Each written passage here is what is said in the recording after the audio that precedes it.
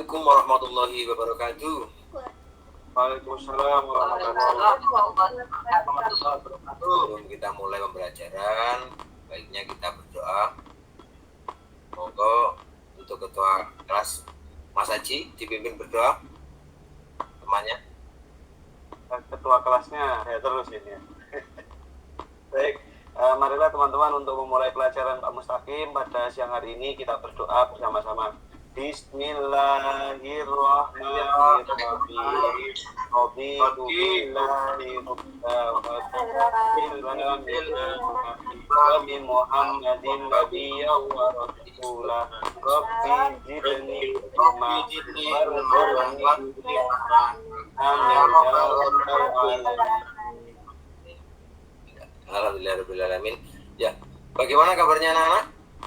Sehat Bapak. Semua ini Alhamdulillah sehat. Allahu Akbar.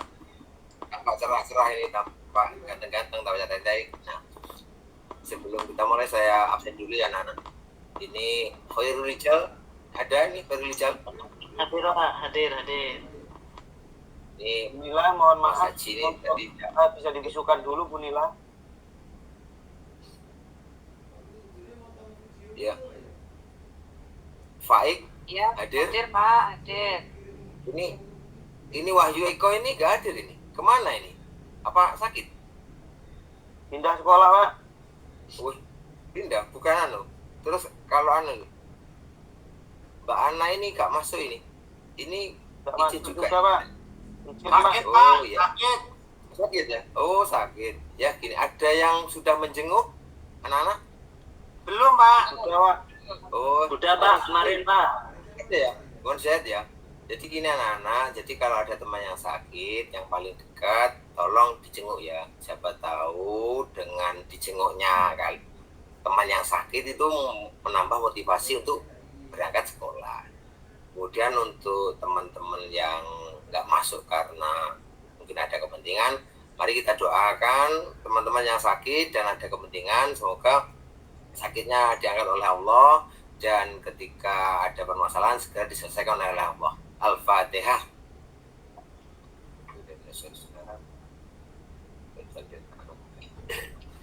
Nah, ya terima kasih. Semoga doa kita terkabul dan kita besok bisa masuk semuanya. Nah, anak-anak, ketika waktu biasanya ketika waktu jam ibadah itu di masjid, di musola itu biasanya terdengar lantunan apa itu anak? Kalau pas waktu zuhur apa maghrib itu biasanya terdengar apa anak? Ada. Komat, Pak. Ada. Ada ya? Ada komat. Ini luar biasa, ini sebelum ada udah komat duluan, luar biasa. Ya, benar anak-anak, kita sering mendengar lantunan azan dan azan itu hampir otomatis semuanya sama, hanya yang bedakan hanya subuh saja, hanya ada tambahan. Anak-anak tahukah kalian ketika setelah azan terkumandang biasanya dijalankan kegiatan sholat yang bersama-sama, itu sholat apa namanya anak-anak? Jamaah, Pak. Jamaah apa? Ya, sholat jamaah. Tahukah kalian apa itu sholat jamaah anak-anak? Ada yang tahu? Sholat yang dilaksanakan bersama-sama, Pak. Darat bersama-sama. Luar biasa, Pak Haji, luar biasa. Iya benar sekali. Sholat dilakukan secara bersama-sama, yang satu jadi imam, yang lain jadi makmum. Wah, luar biasa itu Mbak Faik. Itu jawabannya benar anak-anak. Jadi sholat jamaah itu adalah sholat yang dilakukan lebih dari minimal 2 orang dan lebih banyak lebih baik. Nah itu. Jadi untuk pertemuan kali ini anak-anak, yang ingin kita akan bahas adalah sholat berjamaah. Jadi kita akan bahas terkait dengan sholat berjamaah. Apa itu sholat berjamaah? Kemudian apa hukum sholat berjamaah? Kemudian rukun dan yang lainnya. Kalau kita bisa lihat di lingkungan kita sih anak-anak ya, kalian pasti ketika waktu sholat berjamaah itu kan kita ada sholat adzan, ya kan? Biasanya kalau mendengar suara adzan itu masyarakat sekitar kalian itu bagaimana sikapnya kalau mendengar suara adzan? Contohnya sholat dengan suara maghrib lah gitu. Biasanya ngapain orang-orang itu? Ya, Pak Adzan, Pak. Mendengarkan ya? Diam gitu ya? Iya, Pak. Iya. Diam. Bersiap Kalau- untuk ke masjid, Pak. Weh, luar biasa ini. Gitu ya. Jadi kalau yang Iya. kalau seandainya kita itu ada pas ada adzan, kita waktu itu masih main game atau mungkin pas main itu biasanya apa yang kalian lakukan kalau pas ada adzan itu?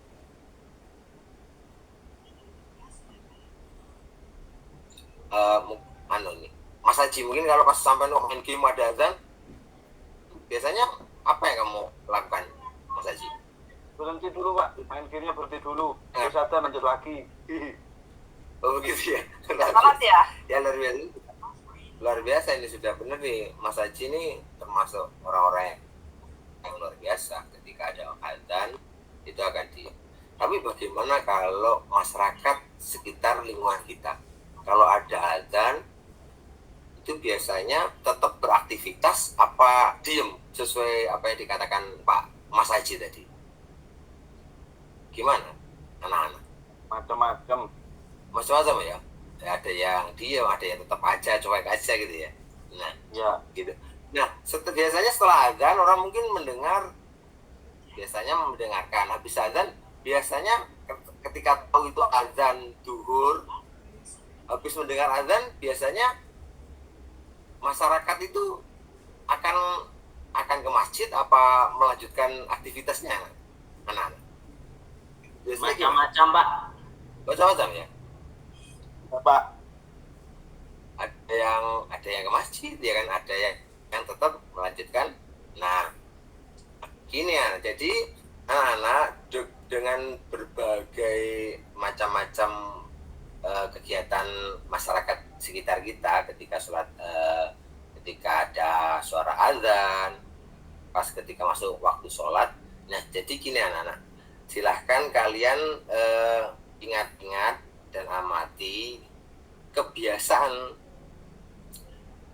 masyarakat sekitar kalian ketika setelah mendengar suara azan itu apa yang dilakukan ketika sudah memasuki terkait sholat berjamaah. Maksudnya gini anak. Jadi silahkan kalian amati di lingkungan kalian itu, kalau pasti ada musola, ada masjid. Biasanya yang paling dekat, kalau Mas Ain ini paling dekat masjid apa musola, Mas Ain? Musola, Pak. Musola ya, kelihatan ya. Oke. Nah, itu nanti bisa, nah dari itu bisa ada yang masjid ya kan. Kalau Mas Rijal mungkin masjid ini, Mas Rijal paling dekat ini. Mas Rijal apa masjid apa Masjid, musola? Pak. Masjid, Pak. Masjid ya. Nah, masjid ini kan Oke. variatif kan, ada yang masjid. Nah, silahkan kalian amati dan catat pengamatan kalian di lingkungan sekitar kalian terkait sholat berjamaah. Apa yang dicatat pertama bisa jadi adalah ketika di musola pas di masjid itu jamaahnya banyak apa tidak. Maksudnya kuota jamaah itu banyakan yang jamaah banyak tidak kalau di tempat kalian semua. Nah kemudian perbandingan jamaah laki-laki dan perempuan itu banyakan laki atau perempuan. Kemudian yang perbandingan berikutnya adalah yang kalian amati bisa adalah nih biasanya anak muda ini di sholat jamaah itu banyak anak muda apa anak kecil yang ikut. Silahkan kalian amati dan dicatat. Saya kasih waktu 15 menit cukup. 15 menit cukup anak-anak? Cukup, Pak. Cukup ya? Cukup, Ya. Pak. Ya, cukup, silahkan. Nanti setelah itu nanti akan kalian paparkan ke depan terkait apa yang telah kalian amati dan sudah kalian ingat apa yang biasanya terjadi di sekitar lingkungan kalian. Nah, mungkin sudah selesai ya? Sudah selesai anak-anak ini? Pengamatannya? Catatannya sudah selesai semua ya? Sudah, Pak. Ini siapa yang mau maju duluan ini? Ini sesuai absen apa yang selesai dulu ini? Yang sudah siap dulu ya? Yang pasti sudah siap dulu ya? Ya, coba ini silahkan maju yang sudah siap dulu ini. Bisa jadi Mas Rijal ini, coba silahkan maju Mas Rijal. Apa yang diamati di lingkungan sekitarnya? Nomor satu, di sana itu Iya, Pak. banyak jamaahnya apa di masjid itu? Jamaahnya banyak jamaah apa yang tidak jamaah, Mas Rijal? Coba Banyakan yang tidak jamaah, Pak. Banyaknya kalau Jumatan, Pak. Oh, banyak Jumatan ya? Oh, gitu. Ya. Kemudian kalau Terus yang banyak itu yang tua-tua, Pak. Kalau seusia tua. saya itu jarang, Pak, yang sholat, Pak. Yang jamaah. Jarang ya. Oh. Kalau laki perempuan itu banyakan mana? Mas Rijal. Kebetulan di lingkungan saya banyak yang laki-laki, Pak. Yang perempuan hanya satu Banyak shot laki-laki. biasanya, Pak. Oh, ada tapi nggak banyak ya. Oke, Kalau untuk anak-anak muda itu sama anak kecil itu banyak apa enggak yang jamaah itu? ya, jarang sekali, Pak. Mungkin bisa dihitung, Pak. Nggak sampai 10, Pak. Gitu. Masih banyakan yang sudah lanjut usia Banyak ya, yang katakan. sudah tua-tua, Pak. Banyak yang sudah Itu kalau ubanan itu, Pak. lingkungannya Mas Rijal kayak gitu ya. Mungkin kalau Mas Ain ini gimana, kalau lingkungan Mas Ain gimana Mas Ain? Di musola Mas Ain itu Kebetulan sudah sangat minim, Pak. Mungkin hanya satu shot, Pak. Yang perempuan juga mungkin hanya maksimal nggak sampai 10 orang. Dan itu pun kalau jamaah biasanya yang banyak itu waktu maghrib sama isya, Pak. Kalau zuhur itu jarang karena mungkin banyak yang aktivitas. Oh iya. Iya. Kalau yang anak muda itu, kalau anak muda di Mas Ain? Kalau yang anak muda juga 1-2 orang. Kebetulan di lingkungan saya untuk anak-anak mudanya sangat jarang ya, karena rata-rata sudah masih kuliah. Oh, Jadi adanya mungkin yang sudah tidak menetap di rumah ya. sudah menikah ya. Lingkungannya kebetulan. Dah, luar biasa. Terima kasih. Ini tadi sudah dipaparkan dari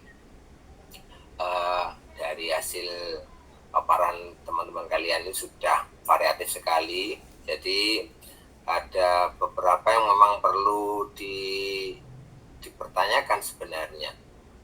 Kenapa sih sholat jamaah itu kok tidak banyak peminatnya ya Nana ya? Itu kenapa ya kira-kira ya?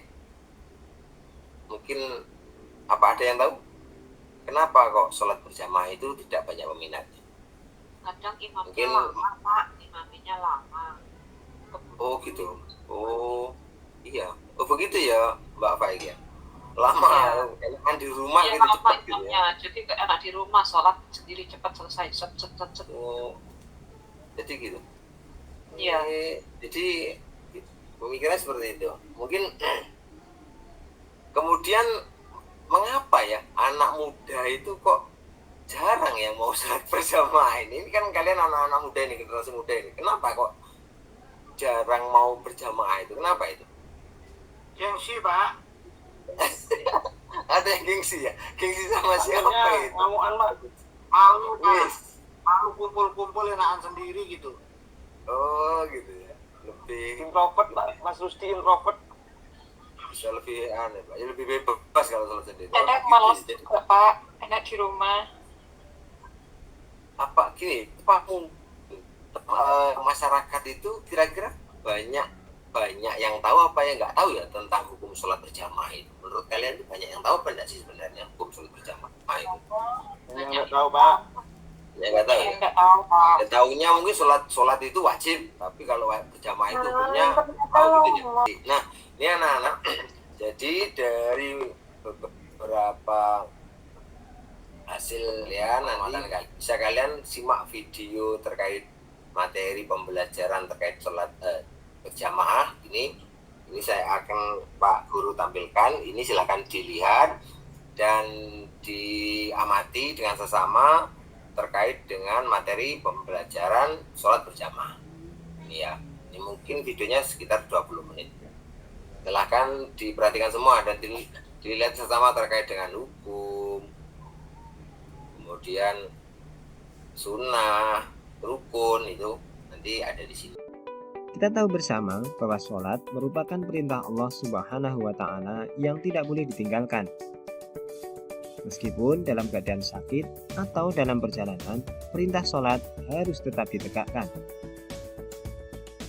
Sholat pun dapat dikerjakan secara sendiri-sendiri atau munfarid, bisa juga dikerjakan secara bersama-sama atau berjamaah. Namun Rasulullah Shallallahu Alaihi Wasallam memerintahkan umatnya untuk memperbanyak sholat berjamaah. Mengapa demikian? Apa sebenarnya keutamaan dari sholat berjamaah? Dan bagaimanakah ketentuan-ketentuan yang berlaku agar sholat berjamaah tersebut membuahkan hasil yang maksimal? Simak selengkapnya di sini. Keutamaan sholat berjamaah. Sholat berjamaah merupakan sholat yang dikerjakan oleh 2 orang atau lebih secara bersama-sama, dan salah satu dari mereka menjadi imam, sedangkan yang lainnya menjadi makmum. Jadi, sholat berjamaah sudah dapat dilakukan dengan minimal 2 orang saja, satu menjadi imam dan satu menjadi makmum. Hukum mengerjakan sholat wajib atau sholat 5 waktu secara berjamaah adalah sunnah mu'akkadah atau sunnah yang sangat dianjurkan. Bahkan sebagian ulama menyatakan hukumnya adalah fardu kifayah atau wajib bagi setiap muslim. Keutamaan sholat berjamaah dibandingkan dengan sholat munfarid adalah pahalanya dilipat gandakan 27 derajat. Keistimewaan lainnya dari orang yang rajin sholat berjamaah ialah akan dijauhkan atau bahkan dibebaskan Allah Subhanahu wa Ta'ala dari api neraka. Di sisi lain, sholat berjamaah dapat mempererat rasa persatuan dan kesatuan umat Islam. Mengingat begitu pentingnya sholat jamaah, maka kita harus tahu ketentuan-ketentuan yang ada dalam sholat berjamaah. Yang pertama adalah syarat sah sholat berjamaah. Sholat berjamaah kita akan sah apabila ada imam dalam sholat, ada makmum yang berniat mengikuti imam, sholat dikerjakan dalam satu majelis atau perkumpulan, sholat makmum sama dengan sholat imam, misalkan imam sholat isya, maka makmum menunjukkan harus sholat isya. Setelah memperhatikan dan mengamati video ini, Bapak bagikan LKPD untuk dilengkapi terkait dengan apa-apa yang terkait dengan sholat berjamaah. Ini Pak Bapak bagikan LKPD-nya semua, sudah dapat semua ini ya. Tolong dilengkapi, dikerjakan sesuai dengan instruksinya. 15 menit cukup ya. 15 menit selesai ini, Mas Haji? Selesai ya? Ya. Cukup, Pak. Nah, sudah selesai anak-anak. Mari silahkan dikumpulkan. Kemudian, nah ini terkait dengan LKPD yang sudah kalian simak ini sudah luar biasa, sudah bisa mengerjakan semua, sudah tahu apa yang diinginkan dari LKPD ini. Kan? Ada beberapa mungkin yang memang harus kita pahami terkait dengan sholat berjamaah, yaitu pertama anak-anak bahwa sholat berjamaah itu memang dari beberapa ulama itu madhab itu memang menghukumi beda-beda. Jadi di sini kesimpulannya bahwa ada beberapa hukum sholat berjamaah anak-anak. Di sini contohnya Syafi'i dan Maliki itu mengatakan bahwa sholat berjamaah itu fardu kifayah. Fardu kifayah itu, ada yang tahu fardu kifayah itu apa? Fardu yang boleh dilakukan oleh sebagian penduduk, Pak. Sahabat yang sebagian sudah melakukan, maka yang lain sudah tidak terbebani lagi. Nah, luar biasa. Nah, gugurnya sebuah kewajiban apabila sudah ada yang sudah mengerjakan. Luar biasa, Wajib. Terima kasih. Jadi ya benar itu yang dikatakan. Jadi sholat jamaah itu dari kita, mayoritas kita ini orang di Indonesia ini adalah menganut madhab Syafi'i. Jadi jangan sampai kita yang di sini adalah biasa memakai menganut madhab Syafi'i jangan sampai lingkungan kita tidak ada yang melaksanakan sholat berjamaah, karena apa? Itu hukumnya fardhu kifayah. Tapi kalau madhab Hanafi hukumnya adalah wajib malah. Jadi sholat berjamaah itu wajib. Jadi kalau nggak sholat wajib itu kalau dijalankan mendapat pahala, ketika ditinggalkan akan mendapat apa anak-anak? Dosa. Akan mendapat dosa. Jadi kemudian kalau Imam Hambali mengkhususkan bahwa sholat jamaah itu hanya diperuntukkan untuk laki-laki saja. Jadi gitu. Jadi itu anak-anak dari garis besar dari sholat berjamaah ini. Mari kita bisa agak merefleksikan kegiatan ini. Jadi kira-kira dari materi ini apa yang membuat kalian terkesan dari sholat berjamaah ini, materi sholat berjamaah? Apa yang menarik dari mempelajari sholat berjamaah ini? Kalau Mas Haji, apa yang menarik dari sholat berjamaah ini, Mas Haji? Sholat berjamaah itu pahalanya besar, Pak. Pahalanya banyak, sehingga kalau kita rajin jamaah, kita semakin dekat kepada Allah dan kita akan terhindar dari perbuatan keji dan mungkar, Pak. Wah, luar biasa nih Mas Haji, sangat memperhatikan. Ya, bagus Mas Haji. Kemudian, anak-anak, bagian apa yang paling berkesan dalam pembelajaran sholat berjamaah ini? Kira-kira apa sih yang paling berkesan ini? Oh, ternyata kalau jamaah itu gini, ya kan? Langsung aja wes. Kira-kira ini kan setelah sudah selesai, ya. Kira-kira untuk kedepannya dari pembelajaran ini, hal apa yang ingin kalian inginkan dalam pembelajaran besok? Contohnya gini, atau mungkin Pak besok dikasih permainan, apa videonya diperbanyak atau flat-flatnya diperbanyak. Kalau ini Pak Faik inginnya gimana untuk pembelajaran PAI besok ini? Gimana Pak Faik? Apa yang diinginkan dari pembelajaran PAI untuk besok ini? Kalau saya lebih interaktif lagi ya Pak ya. Oh gitu ya. Jadi ya ditambahkan Saya contoh-contoh jawab. biar enggak ngantuk Pak. Iya ngantuk ini loh Pak. Kamu dengarkan Oh saja iya ini. benar. Bagus, terima kasih. Ngantuk saya.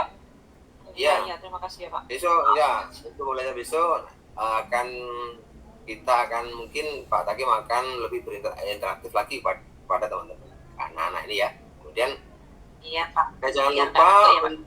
ya untuk besok, untuk minggu depan anak-anak pembelajarannya masih terkait dengan sholat berjamaah. Jadi nanti akan masuk pada sholat berjamaah dan praktek sholat berjamaah. Jadi jangan lupa dibaca-baca untuk besok agar lebih mudah dalam pembelajarannya ya anak-anak ya. Nah, Pak, dan mungkin ini karena waktunya sudah selesai. Mungkin ada pertanyaan anak yang perlu ditanyakan? Cukup Bapak. Tidak ada ya? Sudah cukup ya? Nah, kalau sudah cukup, mari kita membaca alhamdulillah bersama-sama anak. Alhamdulillah. Kurang lebihnya saya minta maaf. Akhir kalam. Assalamualaikum warahmatullahi wabarakatuh.